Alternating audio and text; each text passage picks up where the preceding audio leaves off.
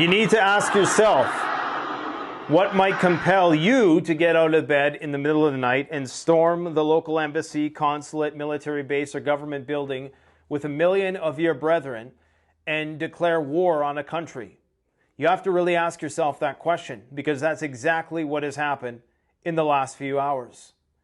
In the middle of the night, millions of Muslims got out of bed and they decided that it is time to go and demand that their governments declare war on Israel. They are storming the embassies, they are storming the consulates. I would not be surprised if we seen a mass expulsion of diplomats and egress of the embassies and consulates, and possibly a withdrawal of U.S. military forces from numerous countries as a result of what has happened in the last 24 hours. This really is a watershed moment. This really is a red line. It's a critical mass. They crossed the line.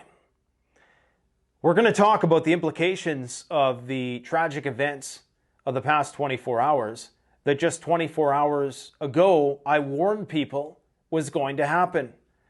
I warned people that Iran, one, needed an excuse to enter the war. Well, they got it. I also warned people that we were probably going to bear witness to some of the most egregious displays of indifference towards human life that this generation has ever seen. Well, we got that with a bombing of a hospital in which babies were attached to incubators. Doesn't get much worse than that.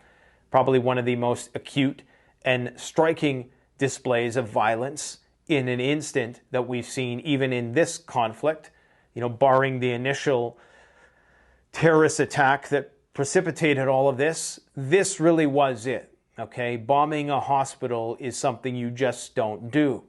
We'll talk about cui bono, who benefits from this. We'll talk about the reaction from both sides with respect to this.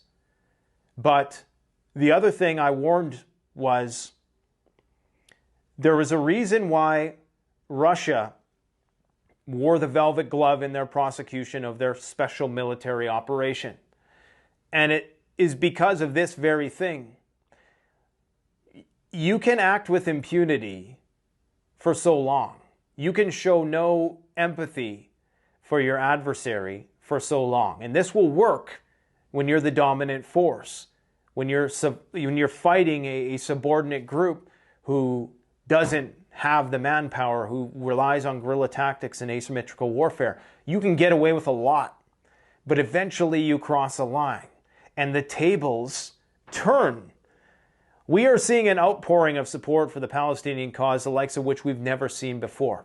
And it is going to cause massive civil unrest and disarray. We are seeing politicians today come and speak out that I never thought in a million years would even utter any sort of resistance to that narrative at all. And they are. And that is different. We're living in unprecedented times, and nothing characterizes that more than the events of the last 24 hours. People need to understand how monumental what has just happened. This is huge. Now, there's a lot of division over who caused it, who done it.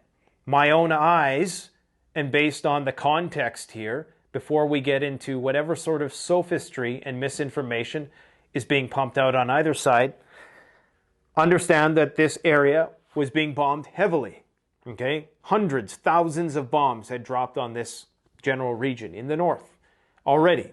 So, reactively, reflexively, people would say, well, this was Israel who did this. The size of the explosion, not something that Hamas typically had in their arsenal unless they got something sent to them by Hezbollah. The size of the explosion was indicative of it. The fact that they were telling hospitals to evacuate prior to this, there was an official statement calling on hospitals that they needed to evacuate the north. They said they couldn't. There's explicit video showing doctors saying we can't evacuate because we have people who rely on ICU. They can't be transported, okay?